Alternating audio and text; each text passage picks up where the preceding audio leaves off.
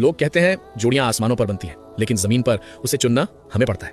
और सच कहूं, आज के दौर में यह किसी डरावने ख्वाब से कम नहीं है। जहन में बस एक ही सवाल चलता है कि क्या इस्लाम ने हमें सही इंसान पहचानने का कोई फॉर्मूला दिया है, या फिर सब कुछ सिर्फ किस्मत के भरोसे छोड़कर अंधेरे में तीर चलाना है।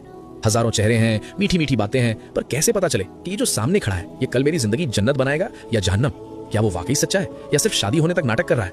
अगर आप भी इस कश्मकश में हैं, तो आज हम कुरान, हदीस और इंसान की फितरत यानी साइकोलॉजी को मिलाकर आपको वो रास्ता दिखाएंगे जो कभी धोखा नहीं देता। सबसे पहले फिल्मी दुनिया से बाहर निकल आइए। मोहब्बत अंधी हो सकती है, लेकिन शादी आंखें खोलकर करनी चाहिए। हमारे प्यारे नबी हजरत मोहम्मद सल्लल्लाहु अलैहि वसल्लम ने हमें एक बिल्कुल साफ पैमाना यानी क्राइटेरिया दिया है। सही बुखारी की हदीस है कि लोग आमतौर पर 4 चीजें देखकर निकाह करते हैं: उसका माल, उसका खानदान, उसकी खूबसूरती और उसका दीन। फिर आप सल्लल्लाहु अलैहि वसल्लम ने फरमाया, तुम दीनदार को चुनना, तुम्हारे हाथ मिट्टी से भर जाएं, यानी तुम कामयाब हो जाओगे। यहां रुकिए, दीनदार का मतलब सिर्फ ये नहीं कि वो तस्बीह पढ़ता हो या जानमाज पर बैठा रहता हो। दीनदार वो है जिसे अल्लाह का डर हो, जिसके अखलाक मजबूत हो। क्योंकि याद रखिए, जो इंसान अल्लाह के हक को नहीं पहचानता, वो कल आपके हक को क्या खाक पहचानेगा? तो सवाल यह है कि पहचाने कैसे? इसके लिए आपको देखने होंगे ये रेड फ्लैग्स और ग्रीन फ्लैग्स। रेड फ्लैग यानी खतरे की निशानी, चाहे लड़का हो या लड़की, गौर से देखिए कि वो कमजोरों से कैसा बर्ताव करता है।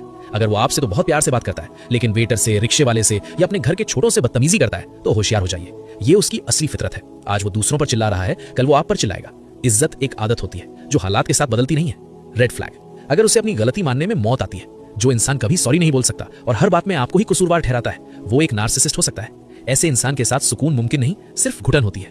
ग्रीन फ्लैग, मेरे भाइयों, बीवी चुनते वक्त सिर्फ सोशल मीडिया की चमक मत देखो कि क्या उसमें हया और कनात है। जिस औरत में सब्र और शुक्र होगा, वो आपकी झोंपड़ी को भी महल बना देगी। और मेरी बहनों, शौहर चुनते वक्त सिर्फ उसकी गाड़ी या सैलरी मत देखो कि क्या वो जिम्मेदार है, क्या उसे गुस्से पर काबू पाना आता है। क्योंकि जो मर्द अपने गुस्से का गुलाम है, वो कभी आपका मुहाफिज नहीं बन सकता। शादी कोई जुआ नहीं है, ये एक इबादत है, एक बहुत भारी जिम्मेदारी है। अल्लाह ने कुरान मजीद सूरह अर-रूम आयत नंबर 21 में शादी का मकसद ही सुकून बताया है। अगर बात पक्की करने से पहले आपके दिल में घबराहट है, आपको बार बार अपने आप को एक्सप्लेन करना पड़ रहा है, तो रुक जाइए, जल्दबाजी मत कीजिए। लेकिन अगर किसी से बात करके उसके ख्यालात सुनकर आपके दिल और दिमाग को शांति मिलती है, आपको दिखावा नहीं करना पड़ता, तो ये अल्लाह की तरफ से एक बेहतरीन इशारा है। तो फैसला जज्बात में बहकर नहीं, बल्कि अक्ल और अल्लाह पर भरोसे के साथ कीजिए। याद रखिए, आप सिर्फ एक पार्टनर नहीं चुन रहे, आप अपनी आने वाली नस्लों की माँ या बाप चुन रहे हैं। अब एक बहुत जरूरी बात, इस्लाम, जिंदगी या रिश्तों को लेकर आपके दिल में कोई भी सवाल है, कोई भी डाउट है, तो नीचे कमेंट में खुलकर लिखिए।